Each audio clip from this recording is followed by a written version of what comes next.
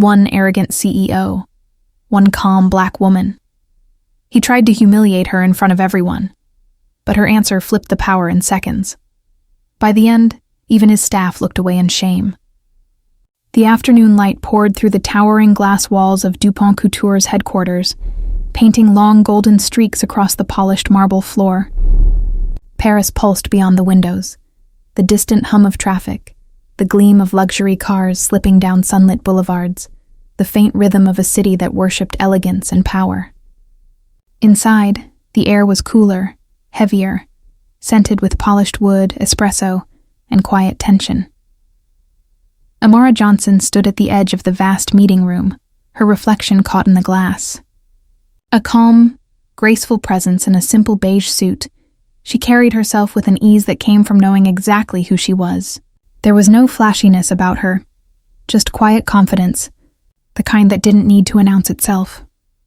Across the room, Laurent Dupont reclined in his chair like a man who owned not just the company, but the room itself. Perfectly tailored, effortlessly smug, his smile carried the sharpness of someone accustomed to being admired and obeyed. Around him, a handful of executives murmured in low voices, their glances darting toward Amara with a mix of curiosity and condescension. In their eyes, she was an outsider, a newcomer to their world of glass towers and whispered power.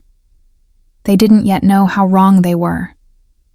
Amara stepped into the meeting room with quiet composure, her heels clicking softly against the marble floor.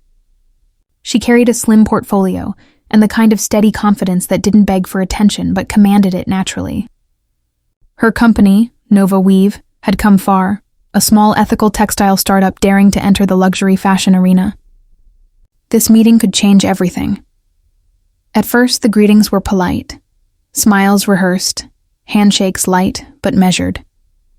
Amara offered her warmest expression, her French-accented bonjour smooth and respectful. Yet beneath the surface of their civility, something colder flickered. As she began setting up her presentation, connecting cables, arranging samples of organic fabric, a few of the executives exchanged smirks. Laurent Dupont leaned toward his assistant, his voice dropping into a silky murmur. Regarde sa tenue. C'est adorable. Elle pense vraiment qu'elle appartient ici? Look at her outfit. How adorable. Does she really think she belongs here? The soft laughter that followed rippled like perfume through the room. Subtle. Poisonous. Amara heard every word. Her fingers paused briefly on the laptop, then continued, steady as before. She didn't look up. Her silence unsettled them. Her calmness, almost regal, only deepened their arrogance. They thought she hadn't understood. But she had understood everything. Amara began her presentation with quiet authority. Her voice flowed smoothly, calm, deliberate, each word shaped with clarity. Slides shifted behind her, displaying clean graphs, growth numbers, and the vision of Nova Weave, sustainable textiles that merged ethics with innovation. The room was still, except for the soft hum of the projector and the rhythmic cadence of her speech. Then a low chuckle broke the silence. Laurent Dupont leaned back in his chair, crossing one leg over the other, and said in effortless French, Elle est charmante, mais ce n'est pas le niveau de Harvard. She's charming, but this isn't Harvard quality. The sentence lingered in the air like smoke. A few executives exchanged amused looks, their smiles barely restrained. Someone coughed to hide a laugh. Amara paused, her fingers lightly brushing the edge of the presentation remote. For the briefest second, her eyes flickered, a glint of something unreadable, before she lifted her gaze back to the audience. Her expression remained composed, lips curved into a faint, almost knowing smile. She continued speaking, unbothered, her tone steady.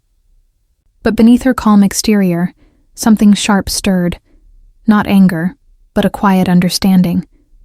The question hung unspoken in the air. Did she understand what they just said? As the presentation went on, the quiet murmurs resumed, soft enough to seem harmless, yet sharp enough to slice through the air. One executive leaned toward another, whispering in French about Amara's cute enthusiasm, before accidentally slipping in a careless phrase in English. She's trying too hard. The words landed like a spark in dry air. Amara didn't flinch, She merely tilted her head, as if considering the next slide more closely.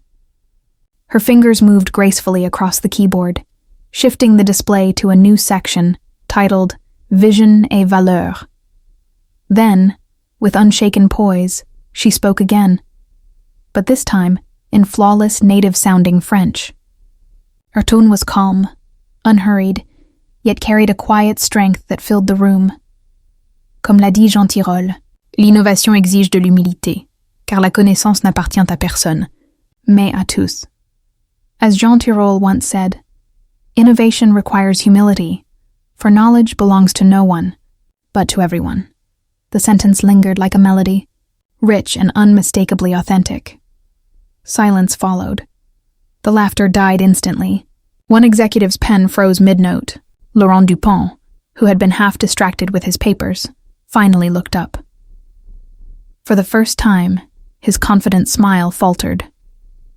Without pause or hesitation, Amara continued, her voice now flowing entirely in French, fluid and confident, as if she had been born to the rhythm of the language. Gone was the polite distance of a guest presenting in a foreign tongue. In its place stood a woman who belonged here, in this very room, on this very stage. Her words carried precision, elegance. But beneath that calm tone was a quiet authority that none of them could ignore.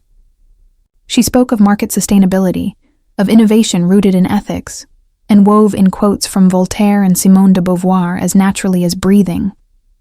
Each reference struck with purpose, intelligent, layered, unforced. Then, she did something bolder. She gently corrected a financial statistic that Laurent Dupont himself had once published in a fashion journal. Avec tout le respect, Monsieur Dupont, she said evenly, vos chiffres étaient basés sur les données de 2021. Les études les plus récentes montrent une tendance différente. With all respect, Mr. Dupont, your figures were based on 2021 data. The most recent studies show a different trend. The words landed softly, but their impact was thunderous. The room grew still, the smirks faded. Pens were set down, arrogance drained from their faces, replaced by an uncomfortable realization. The woman they had mocked now spoke with the authority of someone far above them. When Amara reached the final slide, her voice softened, landing on her closing line with perfect composure, then silence.